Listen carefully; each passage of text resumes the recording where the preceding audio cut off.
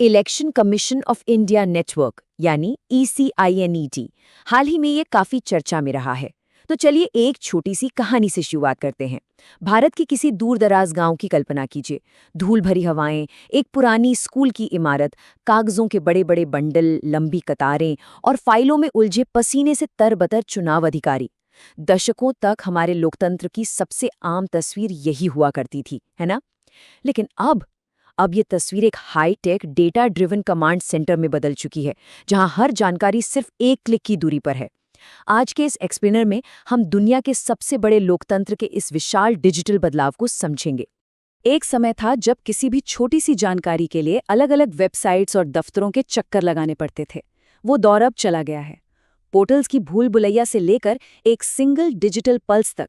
ये सिर्फ एक पंचलाइन नहीं है, बल्कि करोड़ों भारतीयों के लिए लाल फीताशाही से मुक्ति का एक साफ ऐलान है।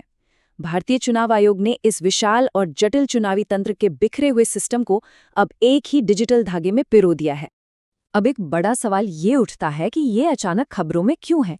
इसका समय और तारीख बिल्कुल ध्यान से सुनिएगा। 22 जनवरी 2026 रात के ठीक 8:17।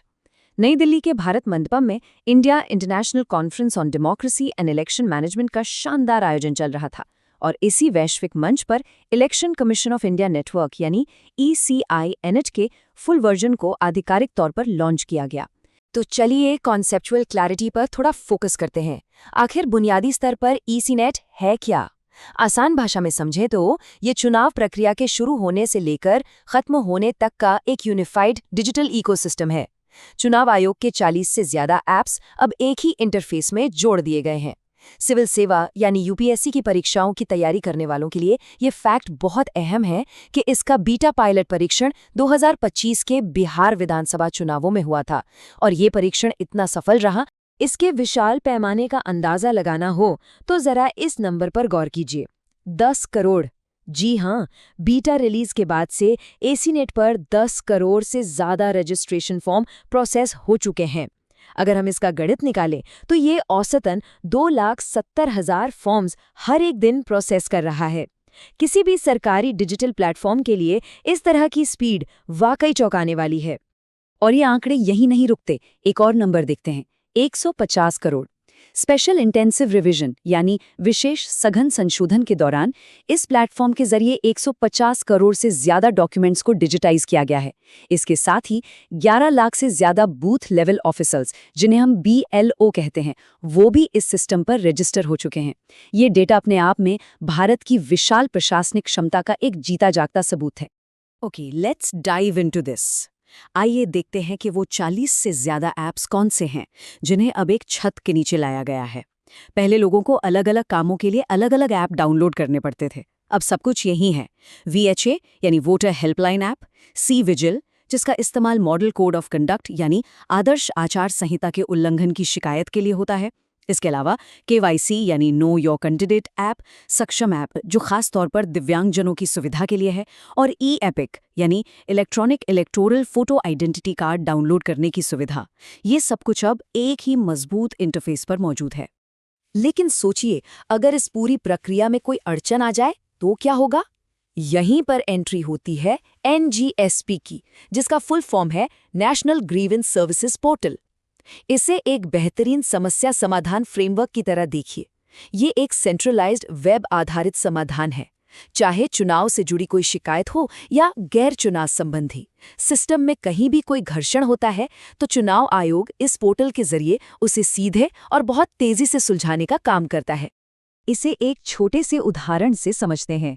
मान लीजिए किसी पोलिंग बूथ पर कोई दिक्कत है। शिकायत दर्ज करने के लिए बस मोबाइल नंबर का इस्तेमाल करके पोर्टल पर रजिस्टर करना होगा। पलक झपकते ही एक SMS और ईमेल के जरिए रेफरेंस ID आ जाती है। इसके बाद बिना किसी सरकारी फाइल के वो शिकायत सीधे सही चुनाव अधिकारी तक पहुंच जाती है। और सबसे दिलचस्प बात यह है कि भारत ने दुनिया भर के देशों को एक कूटनीतिक खुला ऑफर दिया है। भारत ECNET की तर्ज पर उनके देश के कानूनों और भाषाओं के हिसाब से बिल्कुल मुफ्त डिजिटल प्लेटफॉर्म विकसित करने में उनकी मदद करेगा। तो इसमें सबसे क्रूशियल पॉइंट क्या है? अंतर्राष्ट्रीय संबंधों की भाषा में इसे व्हाइट स्पेसेस में स्ट्रेटेजिक डिप्लोमेसी कहते हैं। मतलब ऐसे क्षेत्र जहां किसी एक बड़ी महाशक्ति का पूरी तरह दबदबा नहीं है।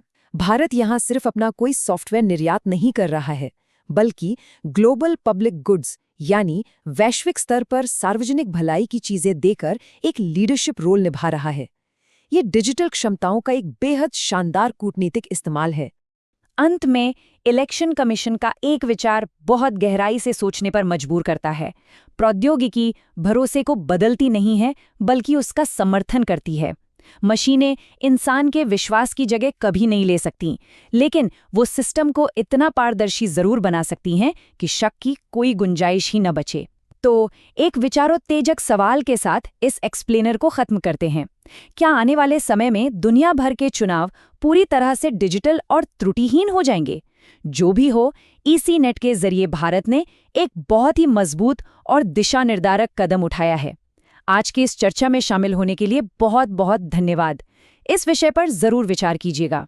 अगर ये वीडियो आपको पसंद आया हो तो लाइक जरूर करें, शेयर करें उन दोस्तों के साथ जिन्हें यूपीएससी, लॉ या जनरल नॉलेज की तैयारी करनी है। और हाँ, सब्सक्राइब करें। आप अपने सुझाव या सवाल नीचे कमेंट में लिख सकते हैं।